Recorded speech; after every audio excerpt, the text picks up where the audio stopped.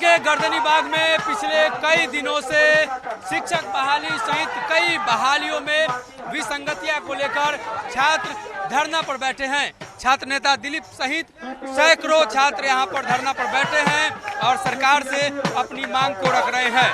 मुख्य रूप से टीआरई 4 में 2 परीक्षा, इसके अलावे निगेटिव मार्किंग सहित कई मांगे हैं और ये धरना पिछले कई दिनों से चल रहा है। जानेंगे किन किन मुद्दों को लेकर ये लोग बैठे हुए हैं, किन किन मुद्दों को लेकर आप लोग बैठे हुए हैं और पिछले कई दिनों से यहाँ धरना पर है।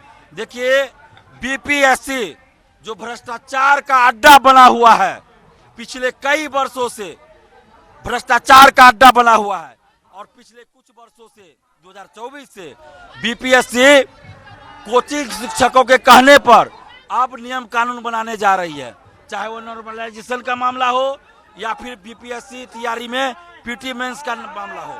अभी कोचिंग शिक्षकों को फायदा पहुंचाने के लिए बीपीएससी पीटी मेंस करना चाहती है ताकि कोचिंग शिक्षकों को फायदा हो जाए। बीपीएससी को शर्म नहीं आती है, इनके ऑफिस के अंदर से ओएमआर शीट की कार्बन कॉपी बाहर ले जाती है रंगवाने के लिए, मेंस की कॉपियां बाहर ले जाकर रंगवाई जाती है। भ्रष्टाचार का अड्डा है बीपीएससी। और अब जब ये लोग पेपर लीक में फंस रहे हैं, एईडीओ का पेपर लीक, 66वीं का पेपर लीक, 67वीं का पेपर लीक, 70वीं का पेपर लीक, टीआरई 3 का पेपर लीक, टीआरई 2 का पेपर लीक, तो अब ये खेल खेल रही है बीपीएससी पीटी मेंस का कि पेपर लीक रोकने के लिए हम पीटी मेंस कर रहे हैं। तो बीपीएससी के अधिकारियों जवाब दीजिए, आपके साथ हम ओपन चैलेंज कर रहे हैं आपको। सारे मीडिया के सामने चुनौती को स्वीकार कीजिए, सारी मीडिया के सामने बहस करने के लिए, डिबेट करने के लिए, संवाद करने के लिए हम तैयार हैं बीपीएससी के साथ कि कैसे आप कर रहे हैं कि पीटी मेंस करने से पीटी मेंस कर देंगे तो पेपर लीक रुक जाएगा। कैसे रुक जाएगा? डिबेट कर लीजिए दिलीप कुमार के साथ, दिलीप कुमार तैयार है। आपका 66वीं का पेपर लीक, 67वीं का पेपर लीक, 70वीं का पेपर लीक, सब में पीटी मेंस इंटरव्यू हुआ था। कैसे आपका पेपर लीक हो गया? कैसे आपके ऑफिस के अंदर से मेंस की कॉपियां बाहर गई? और वो 20 अधिकारी कौन है जिसका मेंस की कॉपी हूबहू है, फुल स्टॉप, कॉमा, पूर्ण विराम, एक एक शब्द सेम है।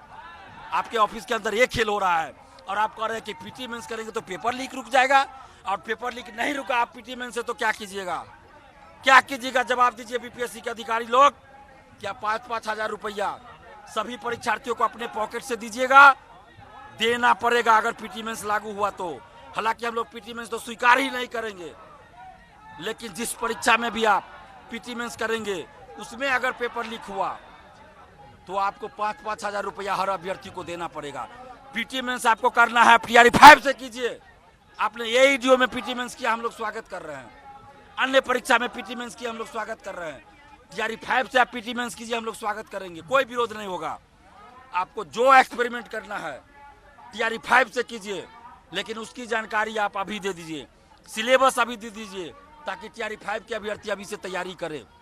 लेकिन पीटी मेंस के नाम पर कोचिंग शिक्षकों को फायदा पहुंचाना, टीआरई 5 ये पीटी मेंस के नाम पर बहाली को पंचवर्षीय बनाना, बहाली को लटकाना, ये खेल नहीं चलेगा। और आप जो एक्सपेरिमेंट करना टीआरई 5 से कीजिए, हम लोग स्वीकार करेंगे। लेकिन अभी टीआरई 4 में चूंकि 2 साल की देरी हो चुकी है, आपके किस बात पे भरोसा करें बीपीएससी के अधिकारीगण? आपने कहा था 24 अगस्त 2024 को परीक्षा होगी टीआरई 4 की, आपके कैलेंडर में है, आपके कैलेंडर में है। आपने कहा फरवरी में कि जल्द विज्ञापन जारी होगा, नहीं हुआ। आपने अप्रैल में कहा 26 अप्रैल से फॉर्म भराना शुरू होगा, फॉर्म भराना शुरू नहीं हुआ। आपने कैलेंडर जारी किया 22 से 26 सितंबर तक टीआरई 4 की परीक्षा होगी, लेकिन वो नहीं होने जा रही है। तो आपके किस बात पे भरोसा करें? बीपीएससी के अधिकारियों से हम कहना चाहते हैं, आगे की क्या आप लोगों की रणनीति है? कल को लेकर भी कई तरह की सूचनाएं हैं। देखिए, हम लोग बीपीएससी से खास के ये कहना चाहते हैं और शिक्षा मंत्री जी से भी कि एकल परीक्षा टीआरई 4 में चाहिए, निगेटिव मार्किंग हटे। आपको जो एक्सपेरिमेंट करना है टीआरई 5 से कीजिए। और इसके अलावा उम्र सीमा में छूट मिले, सीटों की संख्या computer science, music, dancing, fine arts, Maithili, class 1 to 5 अन्य सब्जेक्ट्स में सभी वर्ग में 2,77,000 पूरे बिहार में सीटों की संख्या है, रिक्त पद है 2,77,000, नीति आयोग का डाटा है। तो उसी अनुसार आप हर सब्जेक्ट्स में, हर वर्ग में सीटों की संख्या बढ़ाइए। ये हमारी मांगे हैं। बीएसएससी से संविदा वोटेज हटाइए, बीएसएससी का एग्जाम डेट घोषित हो, लाइब्रेरियन बहाली जारी किया जाए, 18 साल से बहाली नहीं हो रही है। उसके अलावा बीएसएससी दरोगा सिपाही में पारदर्शिता लाई जाए, बेल्ट्रॉन का सेकेंड लिस्ट जारी हो, दरोगा मेंस और 17वीं मेंस में धांधली की जांच हो। ये सारा डिमांड हम लोग का है। ये की परीक्षा तिथि घोषित हो, ये सारा डिमांड है और सरकार इस पे फैसला ले, नहीं तो हम लोग का जो ये आंदोलन है ये जारी रहेगा। और 2 दिन का समय सरकार को दे रहे हैं।